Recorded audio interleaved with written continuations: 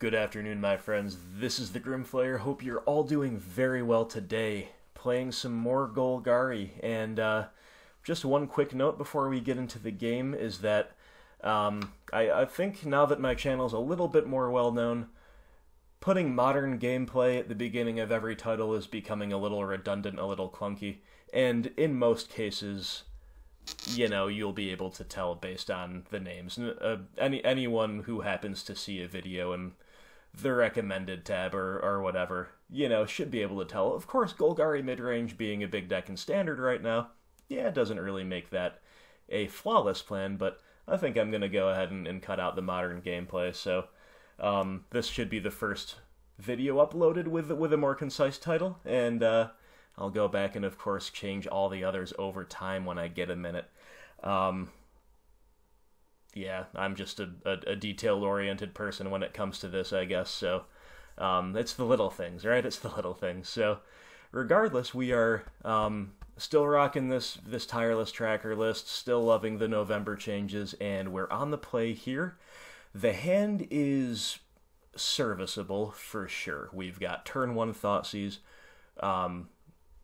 We are getting a little bit clunkier after that, but we can at least cast our Scavenging Ooze on turn 3 as an absolute worst case scenario. But of course, if we draw a land in the first couple draw steps, we're off to the races with a really nice curve. Yeah, hopefully we hit a land nice and early. Otherwise, I don't see much to complain about with this hand here, so I think it's a pretty much snap keep in a blind game 1. And our opponent likes their 7 as well, so let's see what they're up to.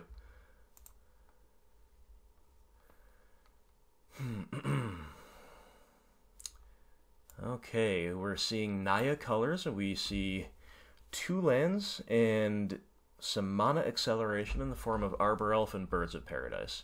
We see Eternal Witness to buy back anything, and we see a couple of interactive, some modern staples here. So, you know, at this point I cannot really say it could be some kind of a Naya value deck. You know, Eternal Witness is definitely something that screams value. And other than that, you know, you do see Panza, for example, occasionally splashing white.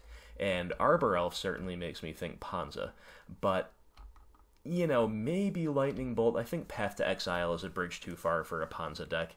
And Eternal Witness, not necessarily a main deck common card in those archetypes either. So I don't quite know what I'm up against, but what do we care about? We don't really care about the Lightning Bolt. Maybe we're going to run out the Skoos early, maybe not. You know, maybe we won't even really be able to. If we do, trading 1 for 1, that seems fine here. Our big threat is shaping up to be Taziger. So we don't care as much about the Bolt, but we could care about the Path. That said, I don't think we should take the Path either, because at least right now we're choked on lands. Otherwise, you know, they already have 2 lands naturally. They have a redundancy in their mana dorks, so I think the clear take here is Eternal Witness, which will become a 2 for 1 down the line. It's kind of a Snapcaster style effect, like, you know, when in doubt, you can just take that 2 for 1 card. And I don't even think we were in doubt there, but if we were, that would still be what I lean toward. So Assassin's Trophy could be pretty nice down the road, but for now that doesn't help us out much. We're just going to pass. We're going to play out Windswept Heath into Birds of Paradise. Here come the beats. Taking 1 from an Arbor Elf, you got it. And they've got nothing else.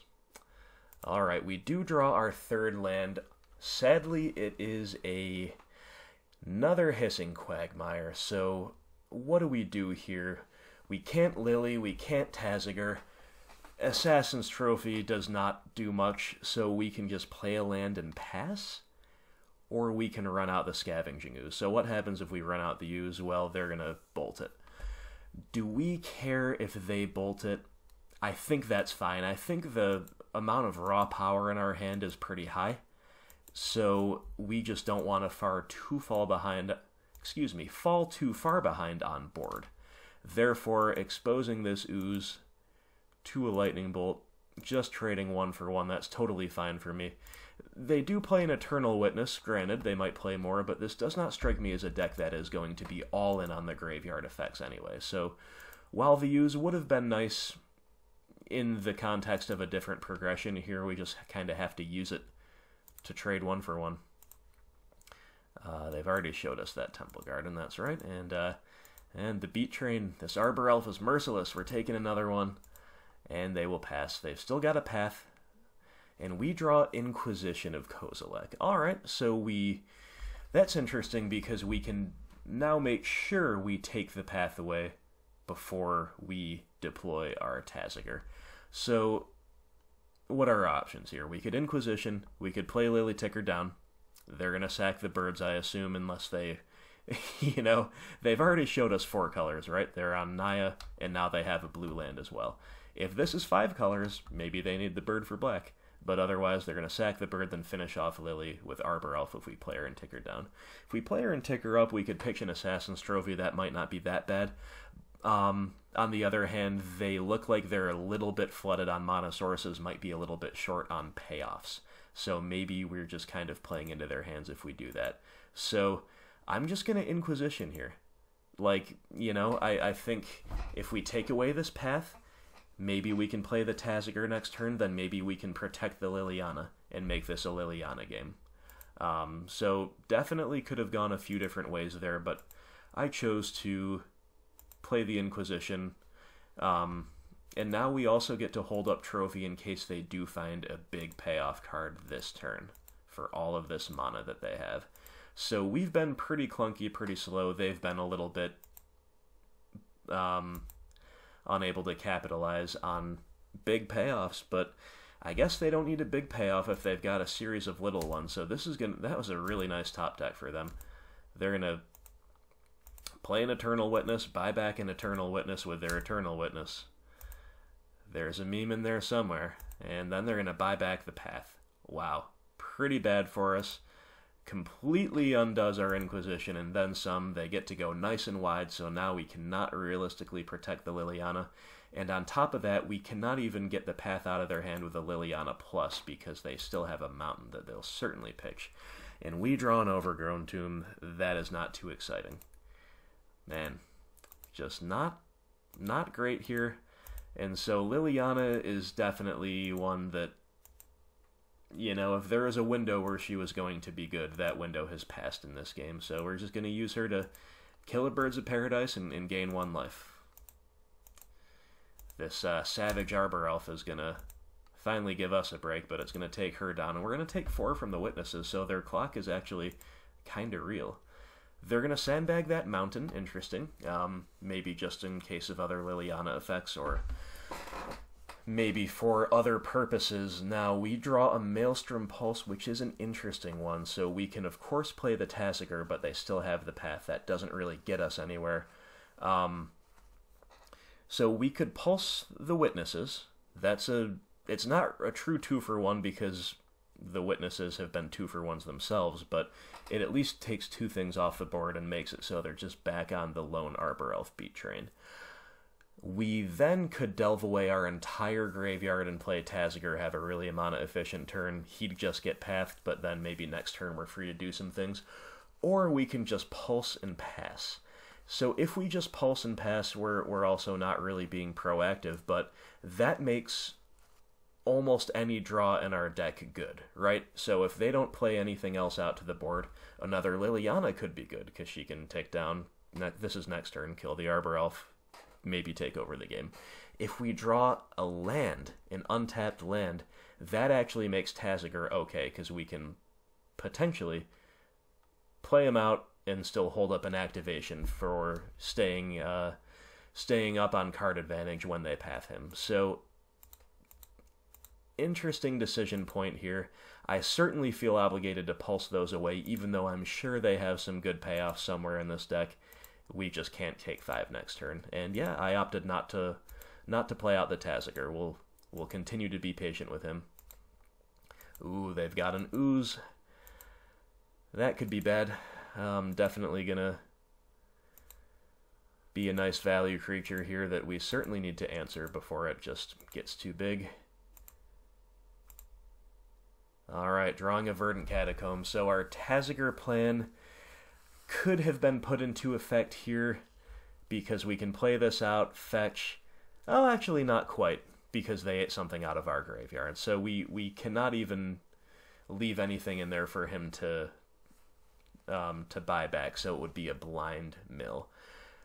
So for that reason, and also because we are on the back foot, we are under pressure, I think we just have to continue being patient with the Tassiger and trophy away this ooze immediately before they get to untap.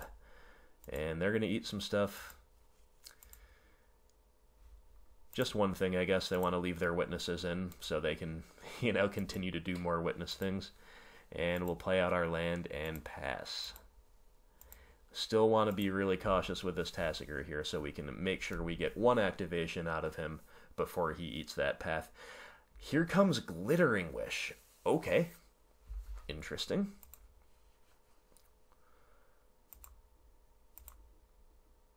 Huntmaster of the Fells. Alright, so that's definitely continuing their value train in a pretty nice way, but here's kind of the benefit of playing a deck like ours, right? You know, Glittering Wish, of course, this card lets you play kind of a wish board, as what people term it. So you might have some regular sideboard cards that, you know, you'll operate like a normal deck, take some cards out, bring some other ones in, but you also have a wish board within the sideboard that, you know, kind of a bunch of one of tutor targets for this card. And the good news about playing a fair value mid-range deck like ours is we don't really get hosed by any one card.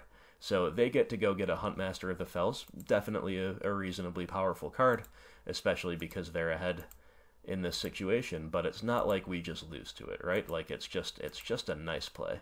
It's not an unbeatable play. This Arbor Elf's coming across yet again. Can't stop him.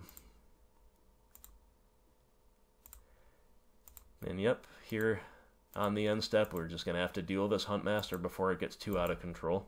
Again, some really nice value from our opponent there, but not much we can do about it. Just have to keep plugging away and hope we can top deck some good stuff, get some value out of this Tassiger, and take it from there. We're going to get an Overgrown Tomb in the end step because our life total is relevant now. We just can't really get a break. Our top decks are just not complying, but at least we're going to get some value out of the Tassiger here. Sometimes we have to think twice about what we're going to delve. And yeah, we'll just leave Liliana the Veil. We're now back at the point where she can realistically take over the game if we can protect her, not with Tassiger, because he'll be pathed, but with another threat off the top. I think that's better than leaving a Maelstrom Pulse in there, which is probably our second best choice. We'll sandbag this land for now, I guess. Oath of Nissa, interesting one. So now at this point, even though I haven't seen the card Saheeli Rai, or Felidar Guardian for that matter, I pretty much know this is a 4-color Saheeli deck. So how do I know that? Number one, they've got blue. Yeah, they could play a value card like Reflector Mage that fits well into a Naya mid-rangey shell, and they may, but I don't think that's worth splashing blue for alone. So Saheeli Rai makes total sense because A, there's blue, B, there's an Oath of Nissa, which can find creatures, lands, and planeswalkers, which is going to be the vast majority of their deck. And this kind of Naya shell is not that common in Modern. The main reason... this is one of the main decks that would use it. So Saheeli Rai plus Felidar Guardian is an infinite number of 1/4 tokens, basically. So it's kind of a grindy value mid-range shell that can win the old-fashioned way as they're threatening to do against us, or it can infinitely combo. So that is now what I'm suspicious of, and Glittering Wish also fits that bill. I don't think this is stock per se, but I think it's in a good number of these Copycat or Saheeli decks, and it's nice because, you know, it lets you play a 4th copy of Saheeli, basically, without having the 4th one in the deck. So you almost play 7 copies of Saheeli in a weird way, but you also aren't as likely to have multiple ones clunking up your hand. So I assume they have a Saheeli in the sideboard they can tutor for when they need to, but otherwise it just can tutor for nice one-ofs like that Huntmaster. And they just find an Arbor Elf. off of the Oath.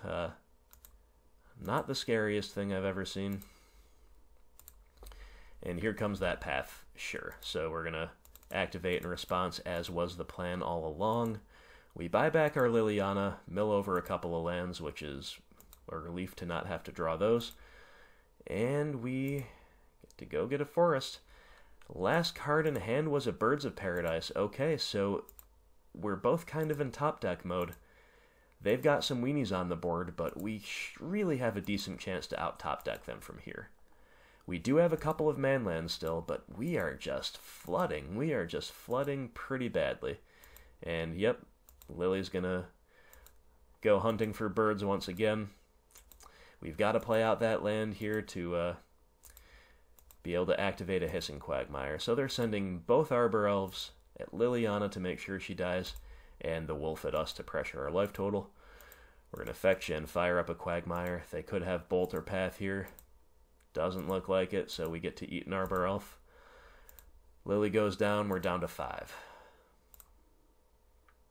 They find a Utopia Sprawl, so that was a bit of a brick.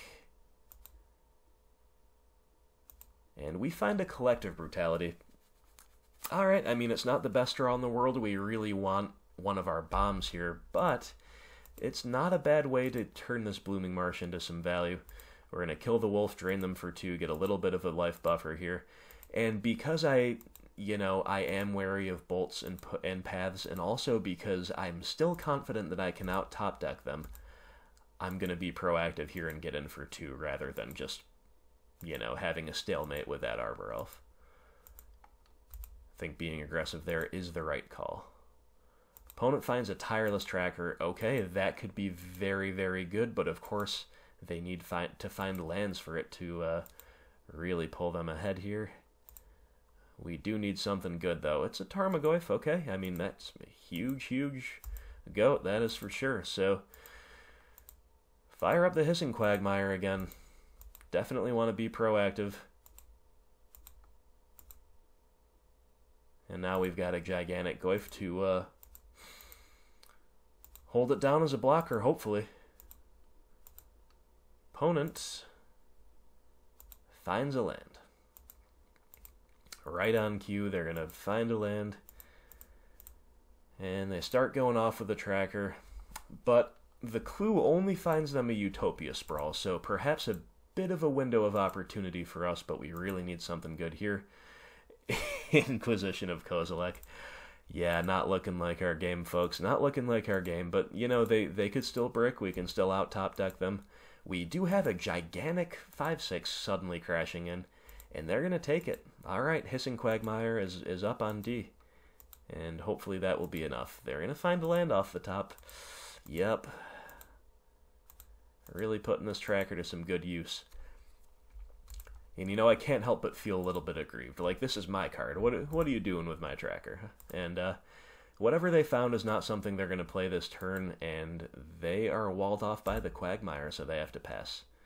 Field of Ruin. Oh, just not any good. Just not any good. We're going to Inquisition, even though we're not optimistic. Yep, just a Wooded Foothills. I say just, that represents them drawing 2 cards, so this is just... Ever since they found the tracker, it's been going very, very badly for us. This time we forced them into a chump block, and we do, of course, still have the Quagmire. But, yeah. They're getting a lot of draws, and we would have to get really, really lucky for them to brick from here. Cracking some clues.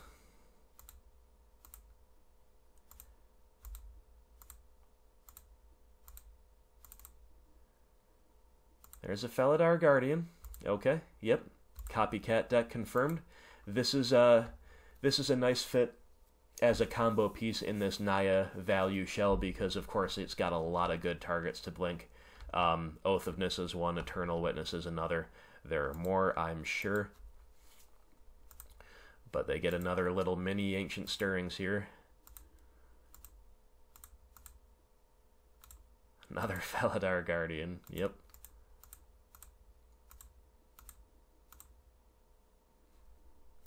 Alright, they found Arbor Elf and Plains, so not the scariest hits, but at least they're churning through stuff, getting card advantage. And they pass.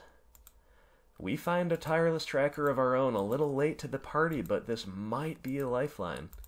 Tracker into Field of Ruin. And here, I'm afraid we just have to pass. We can no longer attack into their tireless tracker with our Tarmogoyf. We have officially been outsized. Now they've got a ton of cards in hand. They get to make another clue. Crack it. Play that Arbor Elf. I think they played the Plains this turn as well, but I was not looking at that. Magus of the Moon. That is just brutal here. Oh man, this shuts off our utility lands right when we were at the point when we could start kind of potentially stabilizing and not just being at the mercy of our top deck. We've finally got a tracker of our own, and they're just gonna moon. Okay, well, gonna fire off my Field of Ruin while I can. I'll take them off blue, even though they're taking themselves off of blue. Make another clue while I can.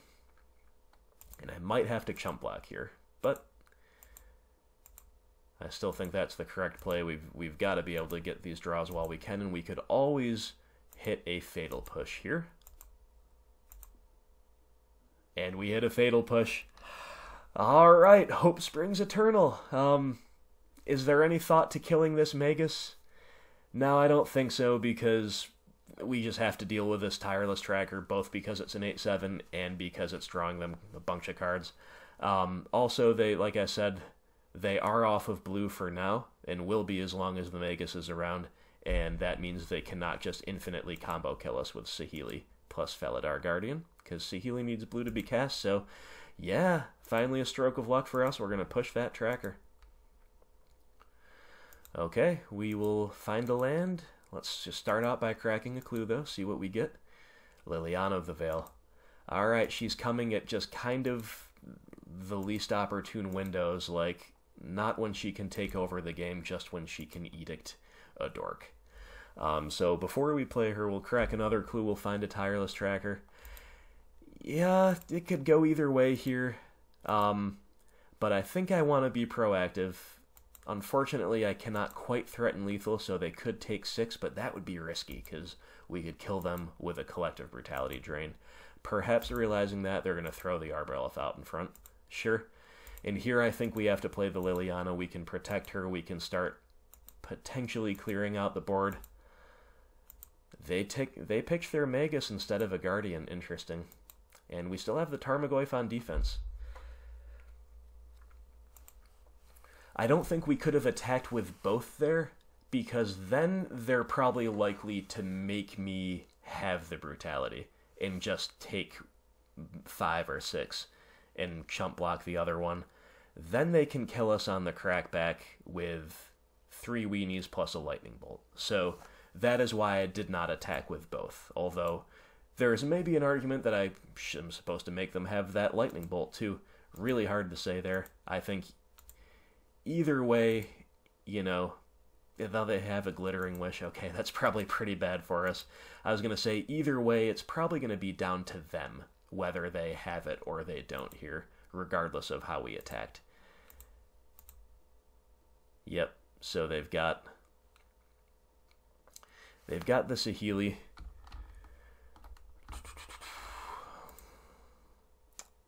Pretty bad for us, and we will just scoop it up. Oh, okay. My mistake. I was just kind of wondering, hey, where'd their blue go? I guess I didn't really take them off blue, at least so far as Saheeli is concerned. I forgot about this aspect of Oath of Nissa. You may spend mana as though it were mana of any color to cast Planeswalker spells, so that's really nice, especially considering they're playing some moon effects in the main deck, and yeah, they just, like I said, they probably keep us just one Saheeli in the sideboard. They get to go tutor her up, and they get to just infinitely combo kill us here. Man, oh man, that was brutal. 15-turn game. Like, we were clunky at the beginning, we had a lot of bricks in the mid-game, and we still almost got there. We got buried by an opposing tireless tracker that came down a couple turns before we found one of our own, and then I guess this turn, they just top-decked the Glittering Wish and tutored up their missing combo piece and just went off. So, dang, really, really close game, really intense and fun game, and I think You know, both sides took the right lines at the right times, for at least for the most part, and you know, we just dropped the ball too many times. We just couldn't capitalize on their kind of slow start, not in terms of acceleration, but in terms of finding any real meat with all of their acceleration. So we could not capitalize on that, and we got beat by the infinite combo. So anyway, that happens. Let's go to the side and see what we want to do against this 4-color Saheeli deck.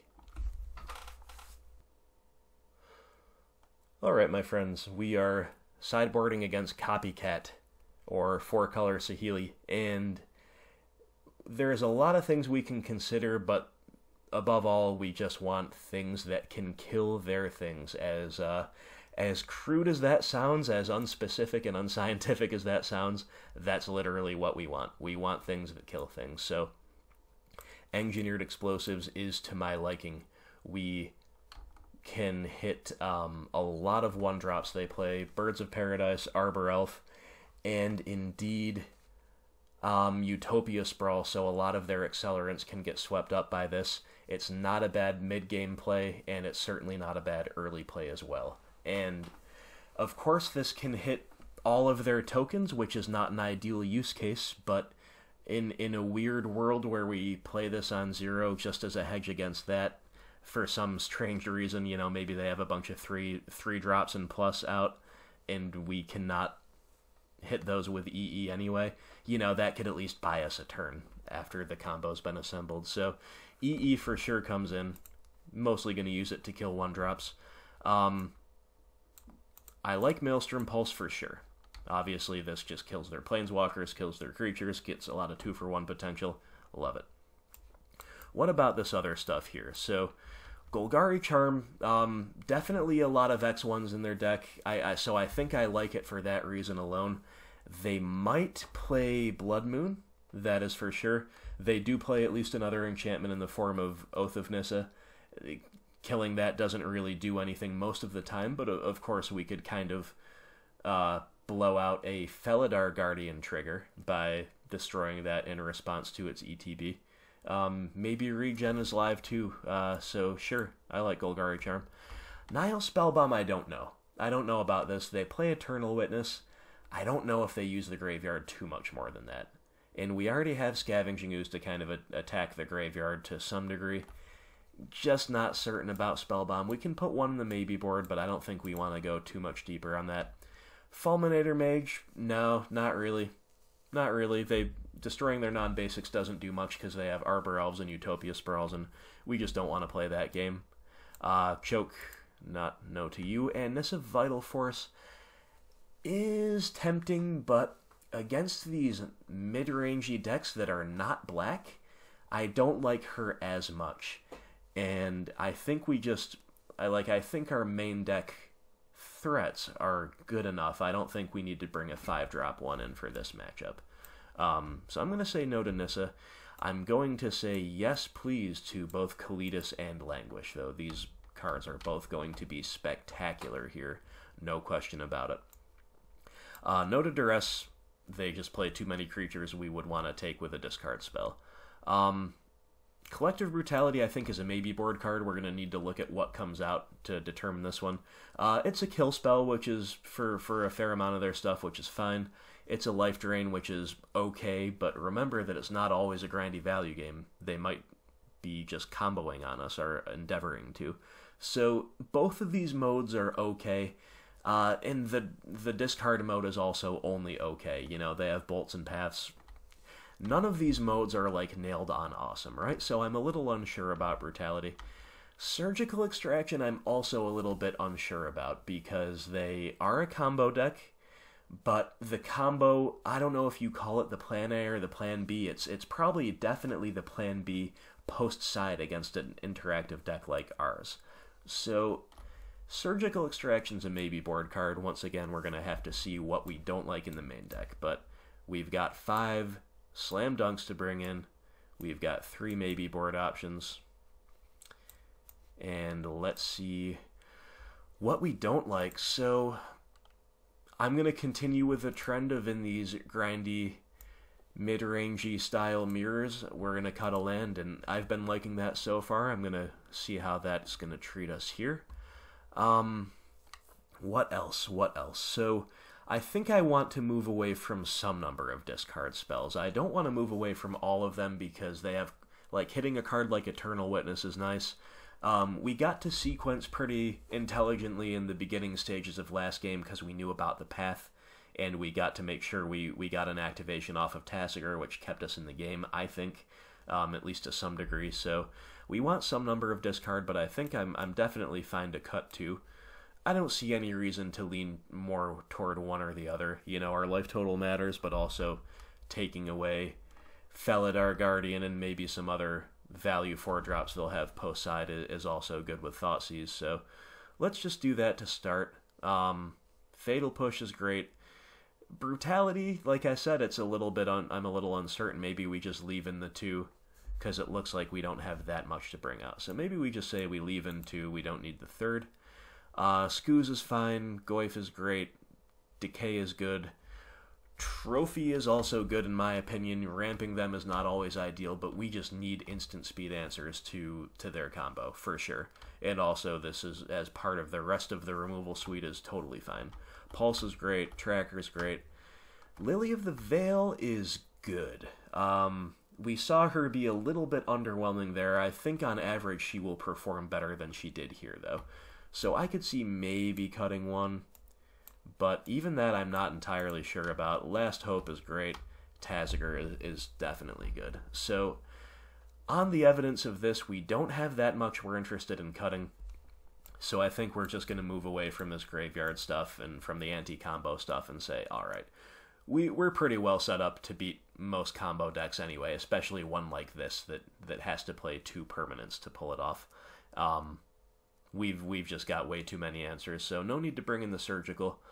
Maybe we do cut a Lily of the Veil, and we got to make one more cut here. I think it's just got to be another discard spell or maybe a Collective Brutality, but let's leave the Brutality in and cut another Inquisition.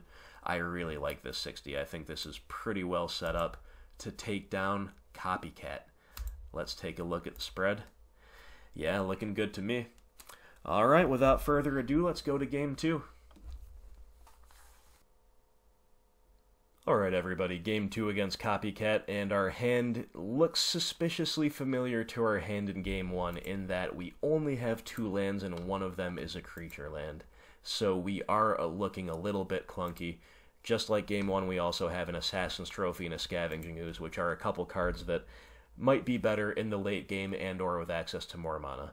That said, the hand game 1 was serviceable, and it's still serviceable now that we know what we're up against. And this hand is a little bit better, right? Because we've got a little bit more on the early interaction spectrum that doesn't feel bad, and despite the clunkiness of our lands, and we are on the play, so I'm a fan of this keep.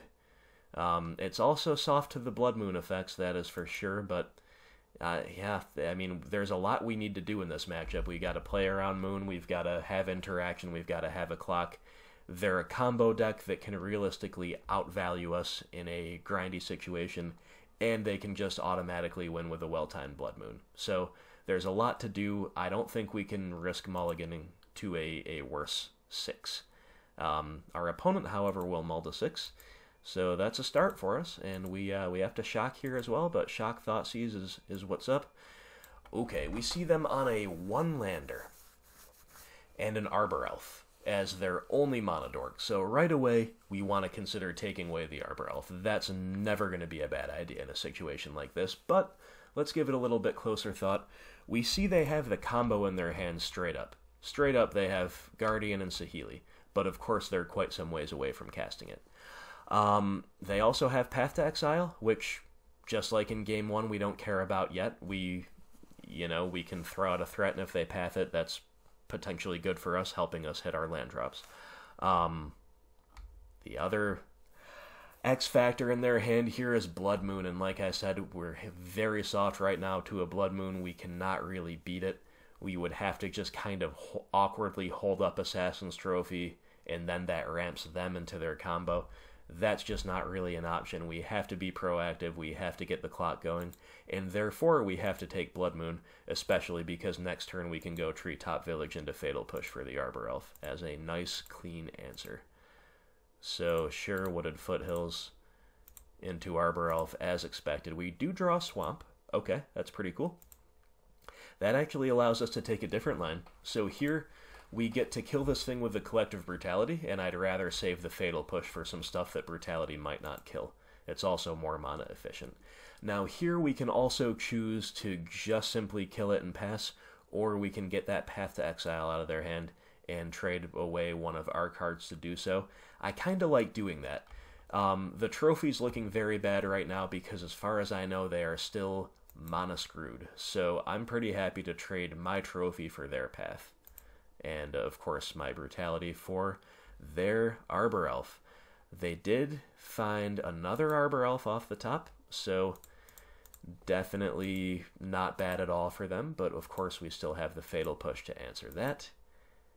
And they find a land off the top, so we were really hoping to just strand them on mana sources there, just ripping them straight off the top pretty much.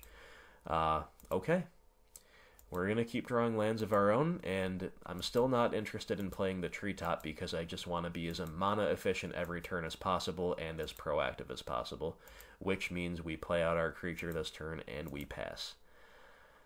Alright, looks like they finally stalled out on hitting lands or mana sources off the top. We draw Engineered Explosives, which right now doesn't do much, but of course if they find another 1-drop, there's our answer to it, so that feels fine. Might have preferred something more proactive here to just kind of try to end the game as soon as possible, but we're going to invest a mana to do so right now. We'll play out the Treetop Village, and we'll pass. You know, there's an argument for running out the EE there, right? Because what are they going to do? Not play their 1-drop? No, they need to play any birds, elves, Utopia Sprawls they get, they need to play them. So, you know, we could have played that, and that would have been just fine. But that said, I think it's also just fine to hold it up. We will draw an Abrupt Decay. That's not bad. That's definitely another answer to some of their weenies, so we're just going to beat in with a pair of 3/3s for the foreseeable future. Okay, they didn't have a Lightning Bolt or a Path to Exile here, and once again, you could play the explosives, you could not. I'm pretty cool to just pass. Wow, interesting. They make a 3rd land drop and then they don't do anything. I wonder what that means. We know the 2 cards in their hand cannot be played yet. They don't have blue for Saheeli. They don't have 4 mana for the Guardian. Yeah, I'm not really sure what that signifies, what else they could have. But 2 unknowns in hand. We draw a Tireless Tracker. Okay. There's an argument for playing that out, but I think if they had a Bolt or Path, they would have used it last turn, and I kind of like just getting in for 6 here, putting them to 2. This means they're facing lethal on board a couple different ways. And yep, my stuff's going to get through, and we're going to pass. Magus of the Moon. Sure. That's one of the few things they could have that's a creature, a creature that doesn't produce another body, that doesn't just leave them dead on board next turn, because I cannot fire up Treetop and just send them both in. So we're going to have to attack with views. Of course, we forced the chump block, so all this really did was buy them a turn. Still a little annoying for us, though. Yep. And here, you know, again, we could play explosives, we could not. I think we're just supposed to pass at this point. I also kind of want to conceal information for Game 3, because it looks like I've got this locked up. No real need to let them know I have an Engineered Explosives. Alright, so they make a 4th land drop, they just play the Felidar Guardian.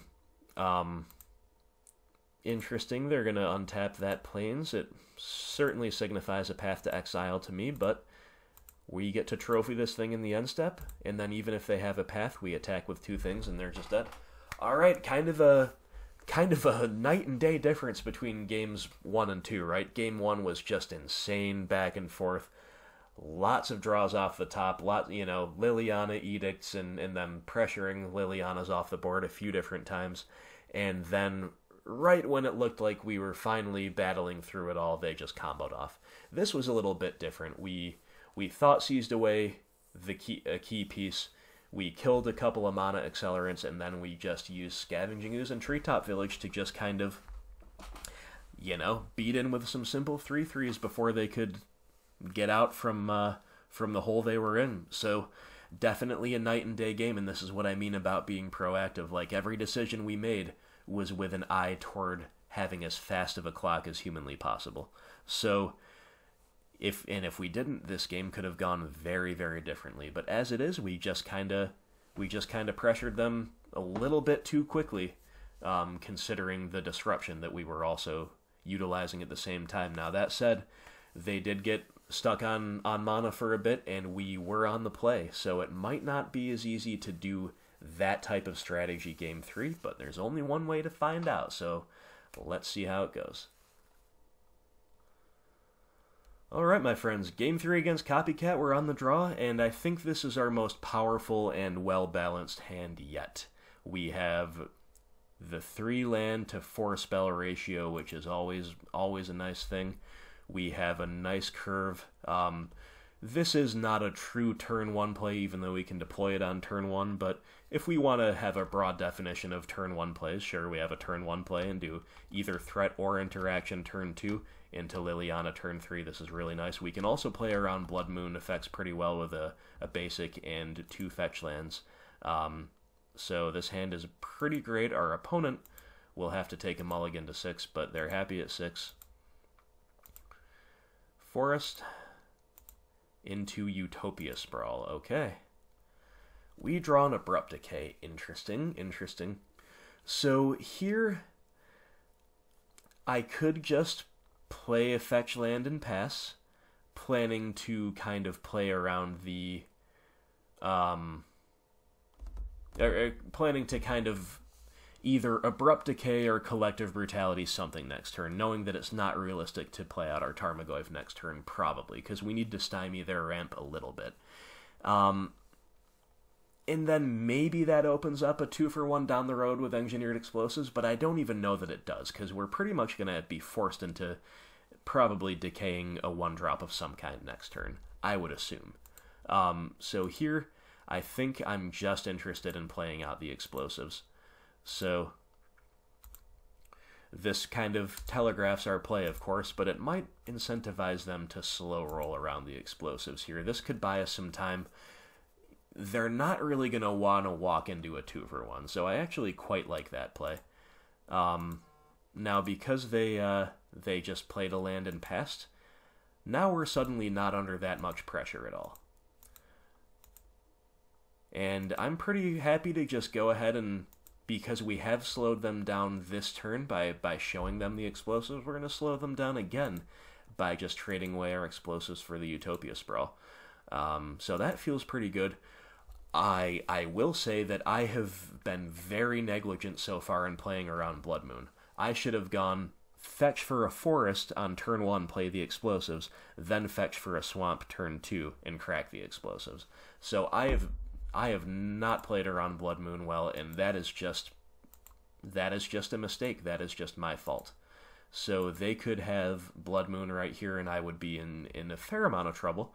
Can still Thoughtseize, can still Brutality, still have a lot of natural basics to draw, but that would have been quite bad.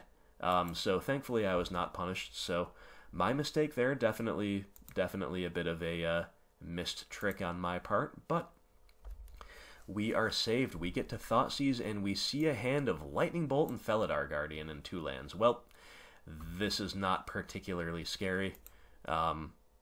We don't care about Lightning Bolt in general that much as a deck, and we certainly don't here when we're about to drop a nice big 5/6 Tarmogoyf, and I'm now pretty well insulated against Blood Moon as well. So we took away a value play that doubles as a combo piece, and we just have a gigantic 5/6. We have all the gas in hand.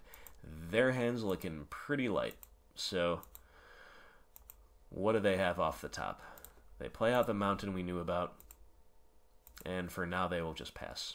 Alright, Field of Ruin.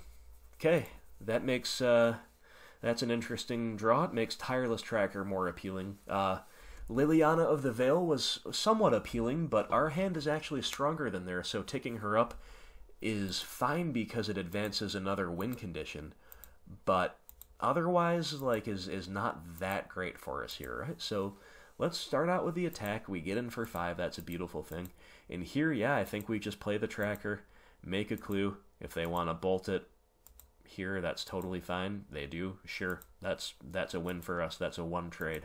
And now we have even more insulation against a Blood Moon, because we can at least utilize some red mana to crack a clue and maybe find more basics, right? So, but our best insulation against Blood Moon is this gigantic Tarmogoyf, just forcing them to answer it or die in now 2 turns because they've fetched. So they've got blue. That probably means Saheeli Rai. Yes, it does. So we're very happy we took away that Felidar Guardian with a Thoughtseize. Not that they could do it all this turn, but we would be facing that next turn. Saheeli is going to tick up Scry, deal 1 to us. Sure. Kalidas is a pretty good draw, but I think what we have to do is just not mess around. Kill the Saheeli, make sure we don't get comboed. We could, of course, have attacked her with a Tarmogoyf, but here the Tarmogoyf is now a 7/8, and we just get to crash in, put them to 3, hold up a clue activation, no need to drain them with brutality or anything like that. Opponent will play out a Tireless Tracker. Okay, that's a good one. That might help them have a shot at stabilizing against our very overwhelming, power on board and in hand right now. So they play the Forest, they'll crack a clue. They definitely need something good here. Probably Path to Exile is what they really need. Utopia Sprawl is definitely not what they need. So, game is over. We'll crack a clue just because it's fun. Who doesn't like cracking clues? We see a bunch of really more powerful cards, so we just have it all. But we get to finish the game in some style. It always feels great to cast a Liliana from hand and edict her to cleanly empty their board to get in with a Tarmogoyf for the win. That is among the most classic ways to close out a game on a BGX deck, and we just did it here. So, Game 1 was a slugfest. Game 2, they were a bit mono-screwed, and we kind of put them to the sword quickly. We certainly have quicker clocks than what we showed there, but Treetop Village was huge, and we were just able to get a quick enough clock to take them down. And here we just disrupted them really well. Engineered Explosives ended up kind of stalling out the ramp, and Thoughtseize kind of revealed that they were a hand lacking in power as it pertains to the late game. And then we just played a Tarmogoyf. Tarmogoyf gets so big in this matchup. We have enchantments and planeswalkers on both sides of the field. Enchantments on theirs, planeswalkers on both sides of the field, and we even added an artifact post side for good measure. So our gigantic Goyf really closed out the game. We had all the gas in the world in hand, but we didn't need it because we just ended the game too quickly. So, yeah, interesting matchup, interesting deck.